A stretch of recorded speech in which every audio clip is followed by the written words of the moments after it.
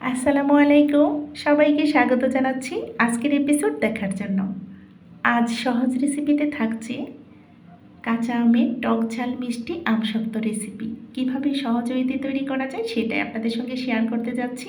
তাহলে চলুন দেখি এর মূল প্রস্তুত প্রণালীতে।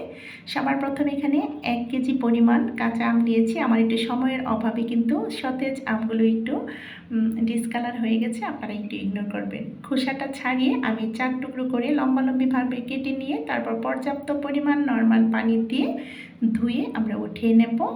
আমার মনে হচ্ছিল যেন এই আমের টুকরোগুলো আরেকটু ছোটো হলে ভালো হতো। আর আমরা আমসত্ত্ব তৈরি করার জন্য বাছাই করব একদম কচি আমগুলো নিতে। এই যে আমি কিউব করে কেটে নিয়েছি, পরবর্তীতে আবার দেখতে পাচ্ছেন। এবার চুলাতে একটা কড়াই বসিয়ে দিয়ে সমস্ত আমটুকু ঢেলে দিয়েছি। ধুয়ে রাখা আমগুলো ঢেলে দেওয়ার পর এখানে আমি 1 গ্লাস পরিমাণ নর্মাল পানি দিয়ে দিয়েছি।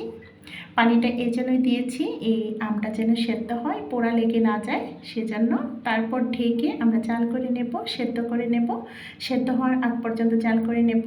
এরপর একটা মশলা তৈরি করে নিচ্ছি এই ফাঁকে। এখানে 1 টেবিল চামচ পরিমাণ করে কালো সরিষা, সাদা সরিষা, জোয়ান, মৌরি ও গোটা ধনিয়া নিয়েছি। এগুলো আমরা শুকনো কড়াইয়ে টেলে নেব। এখন আমরা প্রথম অবস্থায় কিন্তু 5-6টি শুকনো মরিচ দিয়ে দিয়েছি। শুকনো মরিচগুলো আগে একটু টেলে নেব। তারপর এখানে শুকনো মরিচের কিছু দানা ছিল সেগুলো দিয়ে দিয়েছি। এইবার দিয়ে দিলাম সরিষা ও জোয়ান, মৌরি ও ধনিয়াগুলো দিয়ে চুলার আগুনটা কমিয়ে রেখে আমরা ভালোভাবে টেলে নিয়েছি। এবার একটু ঠান্ডা করে নিয়ে তারপর শিলপাটায় একদম মিক্স করে নিচ্ছি, মিহি করে বেটে নিয়েছি। আপনারা চাইলে কিন্তু ব্লেন্ডারও ব্লেন্ড করে নিতে পারেন। এদিকে কিন্তু দেখতে পাচ্ছেন কচি আমগুলো সেদ্ধ হয়ে গেছে। এরই মধ্যে এখন আমি একটা খুন্তির সাহায্যে ভালোভাবে নাড়াচাড়া করে একদম ভর্তা ভর্তা করে ফেলেছি। লক্ষ্য রাখতে হবে কোনো অবস্থাতে যেন পোড়া লেগে না যায়, সেদিকে নজরদারি হবে। এখন চুলার আগুন বন্ধ করে দিয়েছি।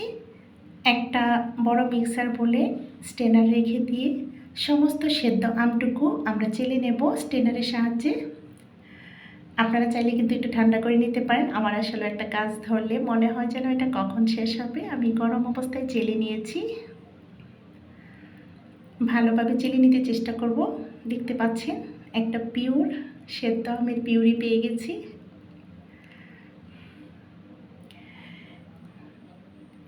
এখন আমরা চুলাতে একটা প্যান বসিয়ে দেব।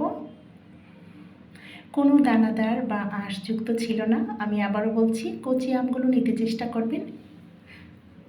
এবার চুলাতে প্যান বসিয়ে দিয়ে সেদ্ধ করা আমের পিউরিটুকু ঢেলে দিয়েছি। এখন চিনি দিয়ে দিচ্ছি। চিনিটা আপনারা বুঝে শুনে ইউজ করবেন।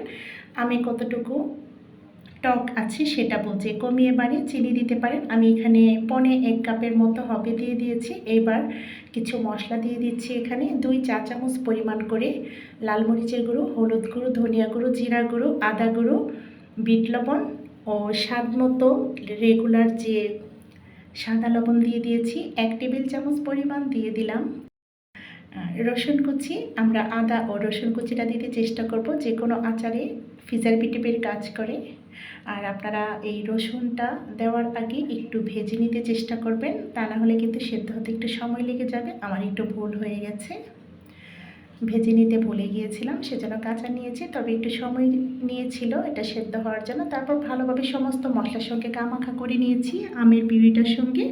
এখন দিয়ে দিলাম ওই যে আচারের মশলাটা তৈরি করেছিলাম, টেলে নিয়ে যে শিলপাটায় বেটে নিয়েছিলাম, সেখান থেকে আমি 1 টেবিল চামচ পরিমাণ দিয়ে দিয়েছি। আর এটা আমি চেকে নিয়েছিলাম, অনেকটাই টক ছিল, সেজন্য আমি আবারও একটু দিয়ে দিলাম চিনি। মোট 1 কাপ পরিমাণ চিনি লেগেছে।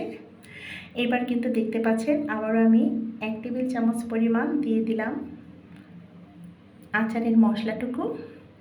আপনারা চাইলে কিন্তু আরও কমিয়ে দিয়ে দিতে পারেন। ভালোভাবে আমরা জলীয় বাষ্পটা শুকিয়ে নেব, জাল করে ভালোভাবে মিশিয়ে নেব যেন পোড়া লেগে না যায়। এই অবস্থায় কিন্তু আমরা কোনো অবস্থাতেই পোড়া লাগা চলবে না, একটু নজরদারি হতে চেষ্টা করব। এবার চুলার আগুন বন্ধ করে দিয়ে একটা ছড়ানো স্টিলের প্লেট নিয়ে সয়াবিন তেল দিয়ে একটা ব্রাশ করে নিচ্ছি, স্প্রেড করে নিলাম সমস্ত সয়াবিন তেলটুকু। এইবার দিয়ে দিলাম এই যে আমসত্ত্বর জন্য যেই আমের পিউরিটা তৈরি করে নিয়েছি। এখন তো এটা আচার, এটা আমি আমসত্ত্ব করে নিচ্ছি। এখন একটা স্প্যাচুলার সাহায্যে স্প্রেড করে দিচ্ছি। আপনারা চাইলে কিন্তু এটা পাতলা করেও দিয়ে দিতে পারেন এবং ঘন করে দিয়ে দিতে পারেন। পাতলা করে দিলে কিন্তু খুব তাড়াতাড়ি শুকিয়ে যাবে, আর ঘন করে দিলে একটু সময় লাগবে। আপনারা চাইলে একদম কড়া রোদে শুকিয়ে নিতে পারেন এবং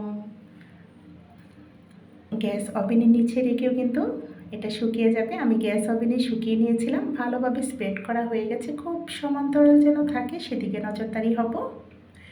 এখন আমরা চুলার নিচে রেখে এটা শুকিয়ে নেব। আমি আবার বলছি, আপনারা চাইলে কড়া রোদেও কিন্তু শুকিয়ে নিতে পারেন। পুরো একদিনেই কিন্তু শুকিয়ে গেছে। আলহামদুলিল্লাহ, হয়ে গেল কাঁচা আমের টক ঝাল মিষ্টি আমসত্ত্ব রেসিপিটি। খুব পারফেক্টভাবে কিন্তু হয়েছে। আপনারা চাইলে কিন্তু মশলার পরিমাণটা আরও কমিয়ে দিতে পারেন, তবে খুব সুন্দর একটা সুঘ্রাণ তৈরি হচ্ছিল। এখন কিন্তু ভর আমের মৌসুম চলছে।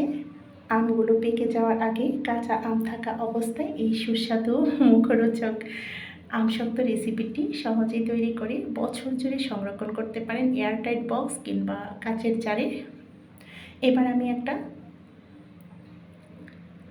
নাইফের সাহায্যে কিন্তু আমি আমার পছন্দ শেপে টুকরো করে নিচ্ছি, কেটে নিচ্ছি। আশা করি আজ সহজ রেসিপিতে কাঁচা আমের টক ঝাল মিষ্টি আমসত্ত্ব রেসিপিটি আপনাদের ভালো লেগেছে। যদি এই ধরনের বাঙালিয়ানা টিপস সহকারে নতুন ও সহজ রেসিপি পেতে চান, অবশ্যই লাইক কমেন্ট শেয়ার করতে ভুলবেন না। চ্যানেল সাবস্ক্রাইব করার বিশেষ অনুরোধ রইল। তো পরবর্তী ভিডিও দেখার আমন্ত্রণ রেখে আপনাদের সবার সুস্বাস্থ্য কামনা করে আজকের মতো ভিডিওটা এখানেই শেষ করব। সবাই ভালো থাকবেন, সুস্থ থাকবেন, আমাদের পাশে থাকবেন, আমাদের জন্য দোয়া করবেন। আল্লাহ হাফিজ। আসসালামু আলাইকুম।